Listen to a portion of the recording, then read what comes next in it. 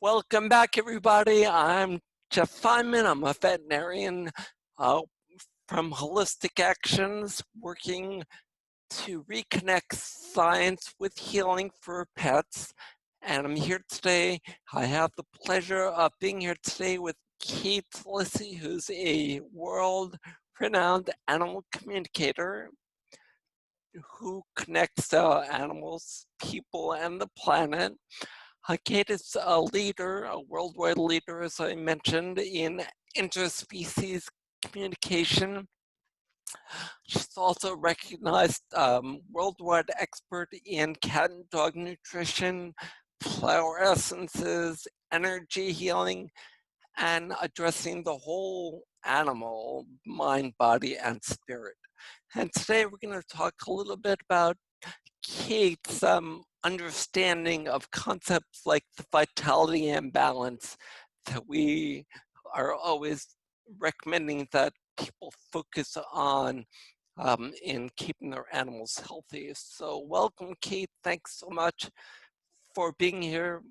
We really, really appreciate it. So why don't we start by you just telling us what your understanding is of vitality and balance. Absolutely. Thank you so much, Dr. Jeff. Great to be with you, and I love all that you're doing and the speakers you bring on board with Holistic Actions. My understanding of vitality is that it is the life force. It is the energy that animates the physical body. And we say, when someone's life force and vitality is bright, we usually say, well, that person or that dog is glowing. They are so healthy, they're glowing. Well, that's a very telling word because, in fact, energetically, there is a glow. There is a glow to health. And when health is compromised, that vitality diminishes, and so does the glow. When one is able to perceive energy, you can, as in Dr. Barbara Brennan, with her energetic work, and many different people who are able to see and track energy in a person or animal, you can see the glow and it expands, and you can also see when it fluctuates and changes. So vitality is that life field, that force field in and outside the body. That is how I perceive vitality. Okay, and what about balance? Ah, balance. Now that is a word that I encounter all the time in working with animals, whether I am bringing messages through from wild animals or I am working with dogs, cats, horses, bunnies, birds.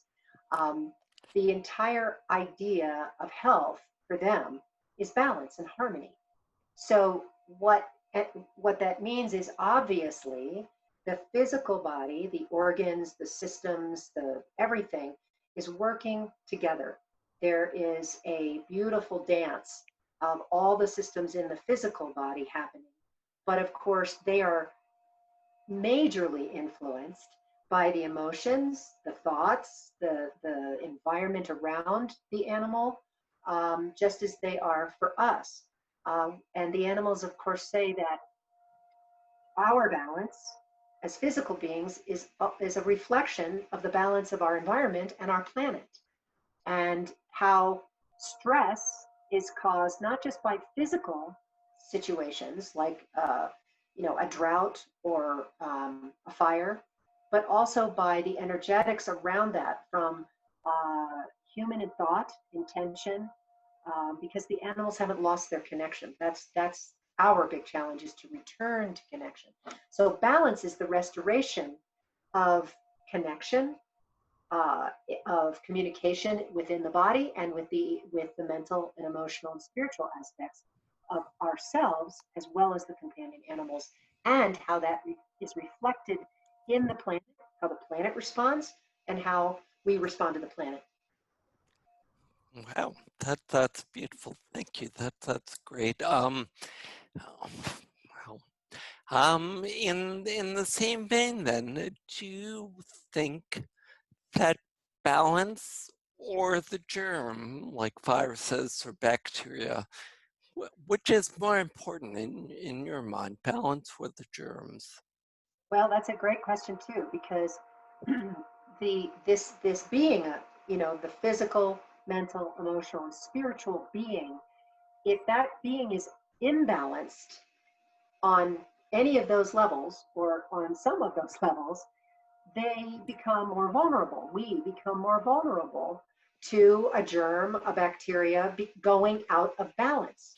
So, in my experience with animals, they have talked about how a parasite, a bacteria, a virus, part of its job, if you will, its purpose is to strengthen that being, that physically to get them stronger, to help support their life force energy. And when that is done, there's a healthier organism on the planet. If it's an unhealthy organism, it's not healthy for all the other animals, plants, beings around it. So it gets back to balance. Internal and energetic balance either creates a hospitable or inhospitable environment for bacteria or virus. No, that's a great way to think about it. And that kind of answers my next question, which was, do you have any thoughts about why one pet gets sick from a germ and another doesn't? Just have the example of, two relative dogs went to a kennel, and one of them, and they were in the same run. One of them got kennel cough, one of them didn't. Mhm. Well, again, for me, what I've seen over all these years that I've been working with animals is, so, if we have okay, let's say we have two siblings, and depending upon where they were in the litter, how healthy their mother was, this greatly influences, and what their mother ate and what their father ate greatly influences the health and vitality of those puppies. And you can have in a litter some puppies who are very easygoing, go with the flow, nothing matters. They can just roll with everything, and others who are very sensitive and can get traumatized by something that didn't even bother the other puppy. So again, that emotional place of that, of the two different puppies is a factor in how they handle stress. And of course, stress, when we go back to that idea of whether the body and energy field is hospitable or inhospitable to a bacteria or a virus, if an animal is out of balance because their emotions, they're so sensitive, and I never say too sensitive because I was always called too sensitive. So if they're so sensitive that they have, it's a challenge to process everything that comes at them, that's a different stress level. So then that animal, even if they both are eating beautiful food, they're eating the same diet, they're just different. They're just different. No two animals, even from the same litter, are the same, just like no two humans are the same. Does that help? Very much. Yep, we're all individuals. Animals and people are like snowflakes. No two are the same. That's awesome. Yeah, wow. My last question before you wrap it up. What if you're feeling about symptoms? When animals display any symptoms like an itchy skin or an ear problem, or where do you think that falls in the spectrum of health and life and balance and vitality, if at all? Well, again, because I look at the whole animal, I want to find out as much as I can about what's going on in the skin, but also I know that the skin is the largest organ of the body, and it is a detoxing organ. So when the liver is overburdened or needs extra help, the skin is going to express, some of those toxins. But there's also a very strong emotional component. When I work with people and their animals, there's such a bond, and animals are great mirrors, but they also will take on our stuff. And what I mean by that, of course, is that an animal develops a stomach problem and or a skin problem. And the person says to me, so we start talking about the emotions around, there's anxiety around that, there's worry and stress. And then the person ends up telling me, well, I've had skin problems for a long time, or stomach problems. And they say, well, please tell her to stop taking on my stuff. And I have to say, well, we might as well ask them to stop breathing, because they're not going to do that. That's part of how they help us. They lighten our load. So the very best way for you to help your animal is for you to address your own issues and help yourself get back to balance, whether that's working on it emotionally, which, usually they're all together. This is what I love about Chinese medicine, Ayurveda, indigenous medicine. They looked at the whole being. You couldn't just say it's a physical thing. It's only a muscle. The heart is only a muscle. Well, in those cultures, they knew way more than that. Of course, the heart is not just a muscle.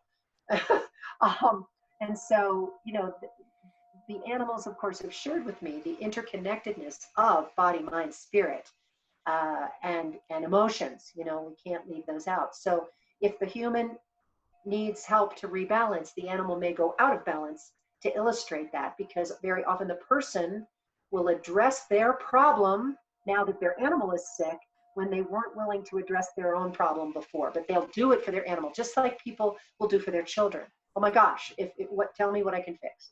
So symptoms can be related to that, and mirroring, right? So there's different levels and aspects to it. So I try to look at the whole picture, work with nutrition, work with the emotions, work with whatever's going on with the human, meaning encouraging them to get the support and help they need.